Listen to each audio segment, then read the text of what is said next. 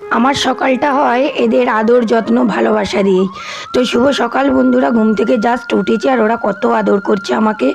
এইভাবেই দিনটা শুরু করলাম। তারপর চলে যাব ঘরের কাজকর্ম সারতে। দেখেছো কতগুলো বাসন মেজে ধুয়ে উপুর করে ফেলেছি কিন্তু। আর এই ওয়াটার বোতলটা না মিল্টনের, বহু পুরনো বোতল। যখন আমি বাইরের কোম্পানিতে কাজ করতাম, মানে বাইরে কাজ করতাম, তখন আমি নিয়ে যেতাম। সেদিন খুঁজে পেতে ধুয়ে আমি ভাবলাম এটাতেই জল রাখবো, এটা করেই এখন জল খাবো। ছোটো ছোটো বোতলগুলো সরিয়ে রেখে দিয়েছি। আর এই একটা কাজ হচ্ছে, খুব জটিল কাজ, খুব বোরিং কাজ, ভালো লাগে না একদমই করতে। তেলটা ঢালা, একটু এদিক থেকে ওদিক হয়ে গেলে বোতলের গা দিয়ে সব চুইয়ে চুইয়ে পড়বে। খুব ধীরে সুস্থে ঠান্ডা মাথায় কিন্তু তেলটা ঢেলে নিলাম।